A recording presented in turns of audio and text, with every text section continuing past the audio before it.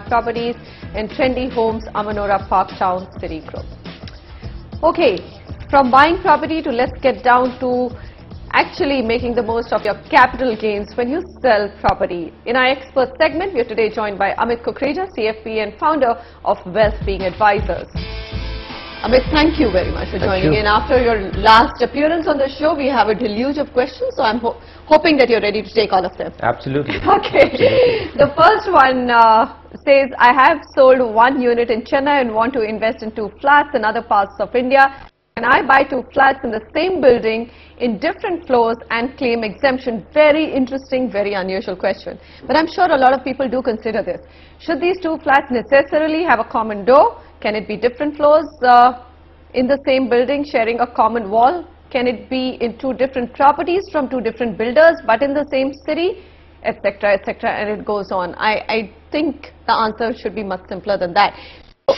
He basically wants to split the sale of one property into buying 2 properties, and he wants to know, can he buy 2 properties and how can he do that without losing his capital gains benefit? Sure. Anytime you sell a property, you get 2 components of it. One is the indexed cost of acquisition, which is your inflation adjusted cost of acquiring the property, which can be completely, it is free from tax. Second is the long-term capital gains, which is the money that you have made after investing in that property. If the question is about investing only the long-term capital gains part, then yes, he can invest the long-term capital gains into 2 units, provided the units have a common wall or the units have a common level of separation, if it's a plotted independent house development.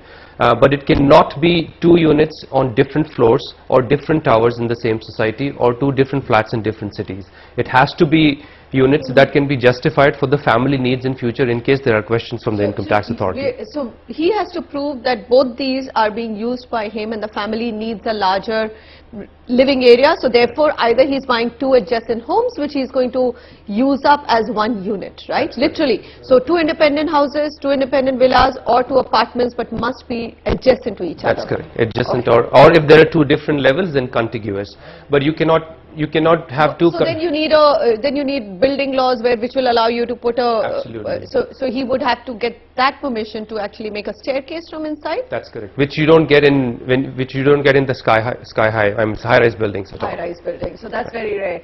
All right. There goes your answer. Right. I hope that's satisfactory. We've got Girish Hodlur on the phone line with us with a nice, interesting tax question. Girish, thank you very much for joining in. Go ahead. Hi Manisha, thanks a lot for taking my call and I have already written an email to you regarding my query. You guys are really doing a fab job, so just keep it up. My question is related to the income loss from house property in case of 2 properties. Like if I have 2 properties, I need to show one as self-occupied and the other one as a notional let out. Now the notional, to calculate the notional let out, I need to know the annual value of the let out property, which I have to calculate from either the highest of the reasonable rent which is fixed by the municipal corporation or the actual rent which I have received. Now in the case when I have not received any rent, I'll have to go by the municipal valuations. So, and as per the municipal valuations, the value of the rent is far less than the actual rent values prevailing in the area. So, in order to calculate the gross annual value, should I safely consider the municipal value as the price, or I'll have to go for the values which are prevailing in the market? Will I have, the second question is basically, will I have to show some kind of a proof for that municipal valuation? Right. Okay.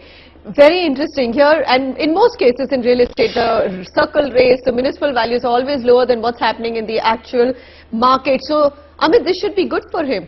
Should he not be able to show the municipal valuation? He can show the municipal valuation, but the calculation is not that simple. Actually, there are 5 or 6 parameters that need to be considered broadly. To determine your reasonable rent, you need to consider municipal value, and you need to consider the fair rental value, you need to consider the standard rent of the property if it is falling in the Rent Control Act.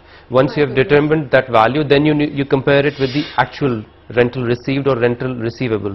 Then you need to deal with the loss due to vacancy of the apartment or any loss due to unrealized rent.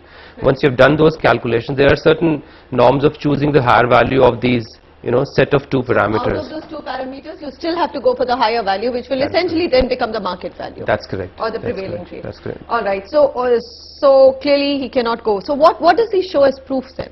Because this is only a notional rental value. Yeah, he has to collect the records from the municipal office where all the facts are put together to find out what the actual municipal value is, and then he needs to put together what the actual fair rental values in the market is and what the standard rental value according to the Rent Control Act. Will a chartered accountant's certificate do? I mean, they how does he do have it? the data. They collect the data because they have cases dealing in such situations for many clients. So they collect the data, and it's much easier for them to do the valuation as opposed to yourself. So if you're doing it by yourself. So you mean to say the municipal office will do the valuation? That's correct. All right, the municipal office will do the valuation, and well, what can we say? You probably will have to shell out the higher amount of the market value versus the municipal rates. Okay, Harsh Pozdar writes in, he says, I want to buy a property in Mumbai and then sell my 5-year-old property. What is the tax implication if I do this within 365 days? That is, sell my flat after buying a new flat. Will it still entail capital gains? New flat will cost me 3 crores, old flat would fetch me 1.6 crores. So he can adjust the entire amount. And can you not do it for it 1 year after? The whole 1 year after, right? 2 years prior or 1 year after? What is the rule? 1 year prior and 2 years later. Oh, 1 year prior and 2 years after. And okay. it can be 3 years later as well if it's an under construction property. So he can buy first and then he can sell it as long as the purchases within the 365 days prior to the date of sale that he does. And then if he doesn't do that, then he can buy another property to save the long-term capital gains from taxes. But to answer your question simply, yes, it's possible. As long as he's ensuring that it's not more than 365 days between the purchase and the sale of the property. Okay, so sale of the property has to happen within the first year of buying a new property. And even though you're selling after you're buying, you can still adjust it for 2 years. That's correct. And under construction for 3 years. That's correct. Okay. I got it. I'm sure that all of you must have as well. Amit, thank you very much in putting it out so simply for us. It's complicated tax, but I hope if you've got any questions, you can write into us and we'll get you India's top experts to answer your questions. Okay, next up, what's lined up? Best projects in Chennai, and then we'll go to another city in West, Ahmedabad. Watch out.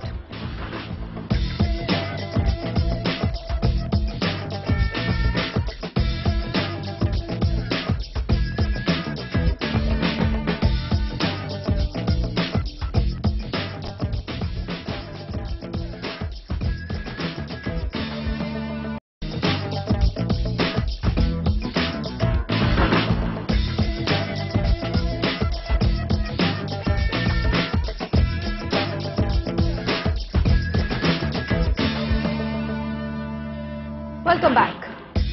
We are taking all your questions related to property, buying, selling or investing. So pick up the phone and connect with us if you've got one. All the details on your screen. Let's take our next call, and we've got Dr. Subramaniam on the phone line. Hello sir, good evening. How can we help you? Yes, madam. Good evening, madam. I am Dr. Subramanian speaking from Chennai, madam. Right. I want to buy a 2-bedroom flat at Chennai near Coimbatore and Vadapalan areas at a budget of 60 to 80 lakhs, madam.